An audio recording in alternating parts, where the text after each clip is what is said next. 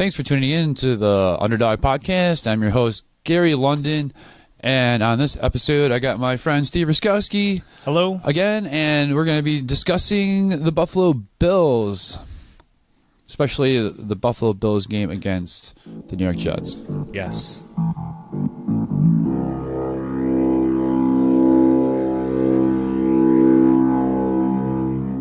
So, the 2018 Buffalo Bills season is about two-thirds done, and we've learned quite a lot about the future of the franchise and of the future of the franchise.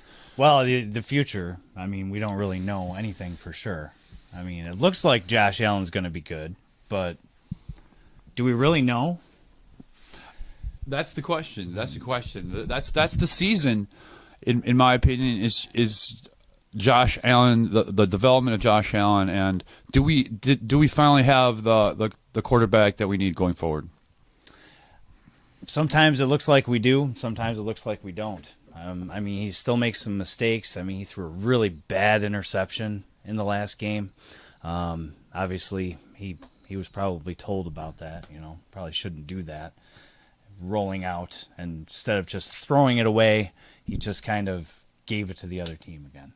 You know. Well, you're going to see that from rookie quarterbacks, and you're going to see that from great quarterbacks too. Jim Kelly threw a lot of interceptions. Yeah, you just don't. Hopefully, it doesn't happen often, of course, but not at the very end of the game. That was the crushing thing. It was the very last. Well, that was the second one. I'm talking about the first one. The first interception was worse, in my opinion. Well, to me, the first interception, if you're going to throw the ball deep, it's like a punt. So I know it doesn't bother me too much if somebody throws the ball deep and it's picked off. Just on the play, he's rolling out, and he didn't have anywhere to go. I mean, he escaped the rush, does a great job of escaping the rush, but instead of just throwing it away, he threw it back against his body. Tried to be a hero, and you just got to learn that you can't do that. You don't want to see that, but at the same time, the Jets did go 3-and-out, and so it didn't really matter. Defense bailed them out, which is good. Actually, there's one play that I feel just kind of turned the whole game and kind of made a big difference, and that was our kicker. Our kicker getting hurt on that cheap shot from the Jets defensive lineman. Did you see it? Did you see the play? Being at the game, as I did not see it. We were sitting in the end zone, and it happened about midfield. It was just a scrum, chaos ensued, and I didn't see a single thing that happened. But I do know this that whoever got hit was lying dead for 2 minutes, face down, did not move. It was kind of odd. All the teams had exited. Went to the locker room, and there was this one player who just was like, "Oh, he's dead." And so the trainers were all gathered around, and he kind of like scraped himself off the field and limped off. And we're like, oh, geez, it's the kicker. The defender literally saw that the official wasn't looking. You can plainly see the official with his back to the play. It was a cheap shot, and he just took advantage and just leveled him. And because of that, he was injured. And he missed a field goal after that. I mean, you hate to do this, but if he makes that field goal, it's the Bills aren't driving for a touchdown at the end. They're driving for another field goal to win it instead of a touchdown to win it. And that kind of changes things, I think. At the end of a game, Josh Allen might not have been pressing as hard if it was just to go get a field goal. It would have been it could have changed things, and it's unfortunate, but it happens sometimes. So all that is true. At the same time, the feeling I have is that these games are pretty meaningless, and like when the Bills lost to the Dolphins, I was like, okay, thanks for the draft pick, and all these games to me feel sort of like that. Like what you want to see progress, but at the end of the day, if you lose the game, it's kind of beneficial in the long run. I mean, as long as like the morale of the team doesn't get down, and as long as the team's fighting. I saw fight to the very end of the game. Yeah. But in a perfect world, though, you get both. It was sort of like a best case scenario. But I mean, I want you get the feeling of winning, and you see the growth. Then that's a win-win.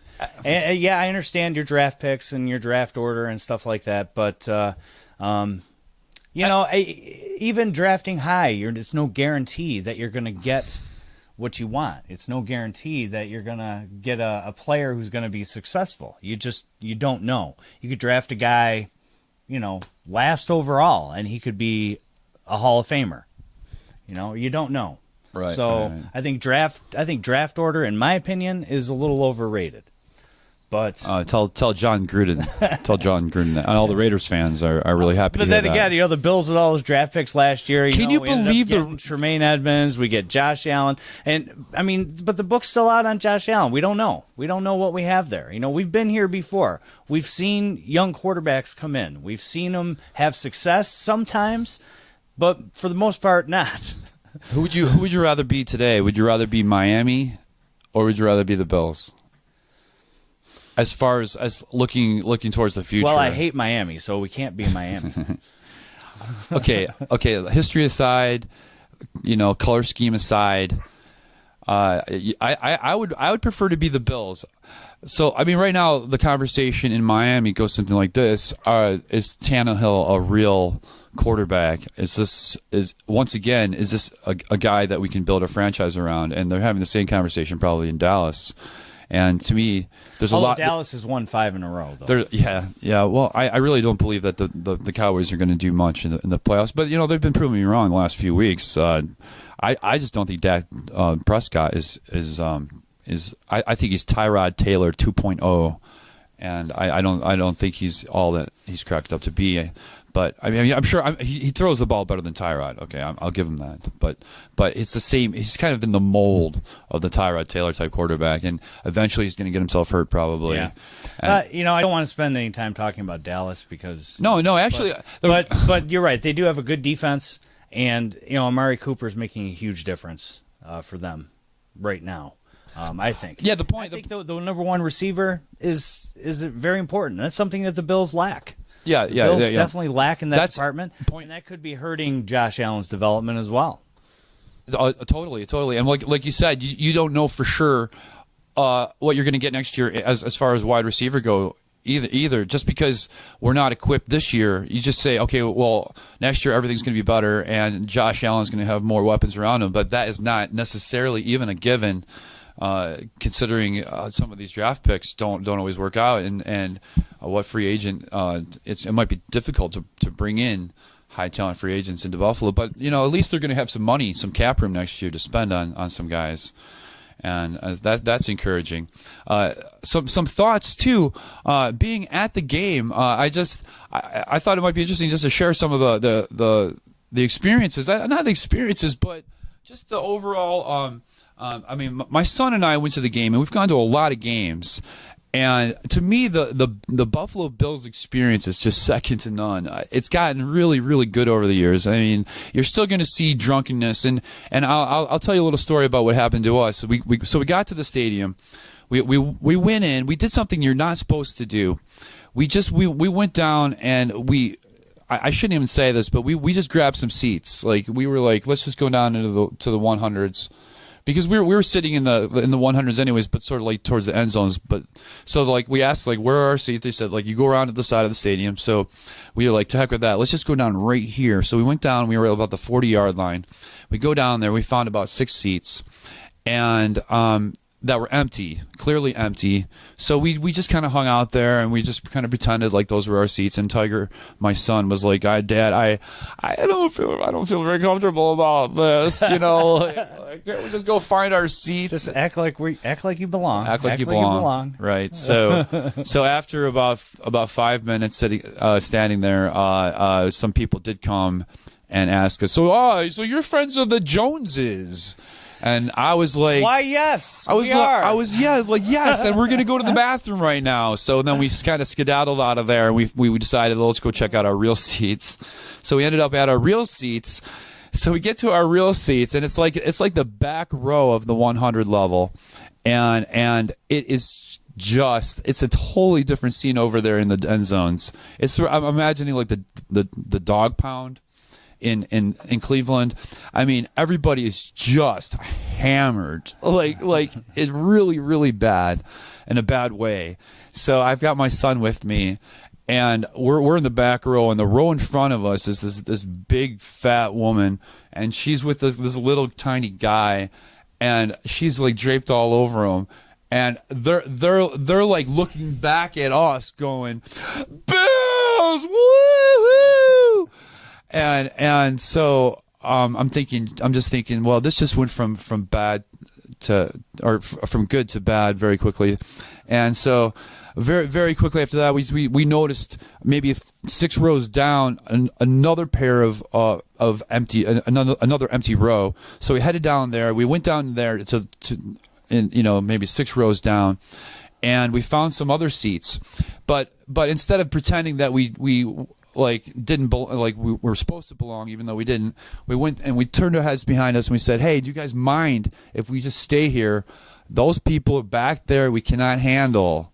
And these people were more than friendly, and they were like, "Yeah, come over here. Let's, we know the people who CISOs are. We know they're not going to be here today, so we would love to have you in our section." As the experience, so they welcomed us with open arms to their section. Yeah.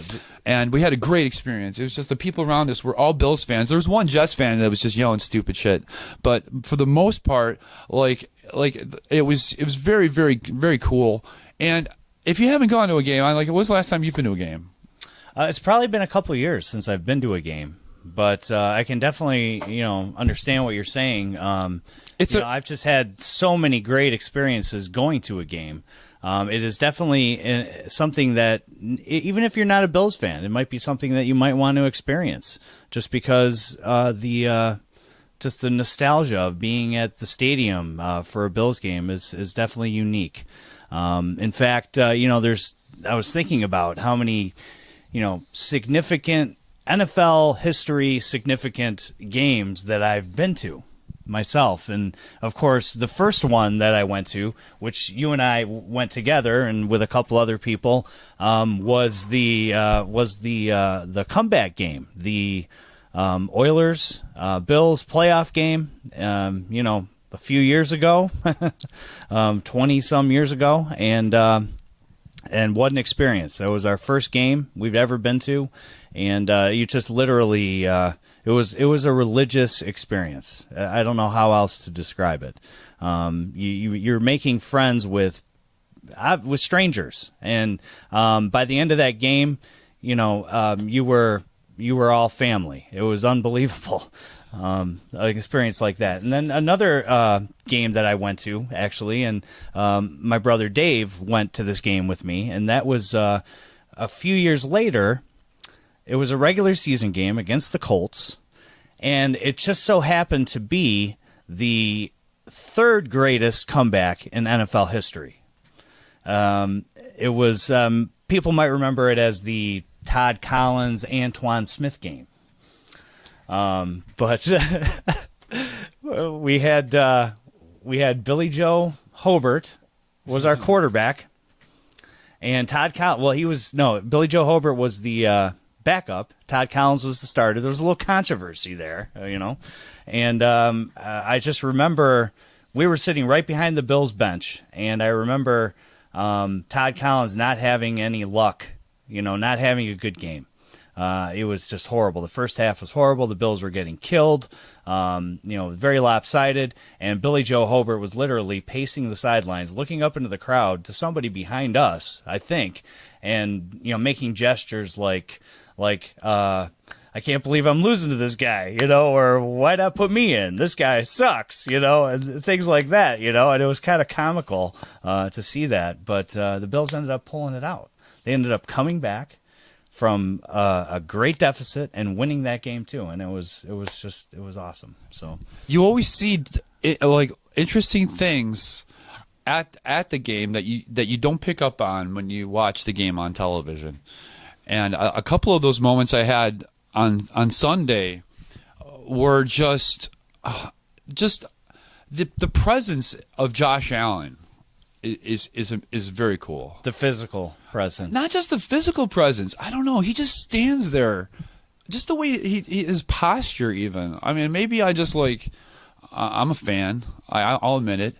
But there's a quality about Josh that just exudes confidence, and it's really cool to see. And maybe it's just the quarterback position at all. You know, like the team's huddling up, and the quarterback is alone, and he's getting his signals, and maybe he's walking towards the bench, but he's alone, and he's the leader of the team. And you got 60,000 people or something like that. We didn't have that many, whatever. But you got a stadium full of people watching, and he's the man.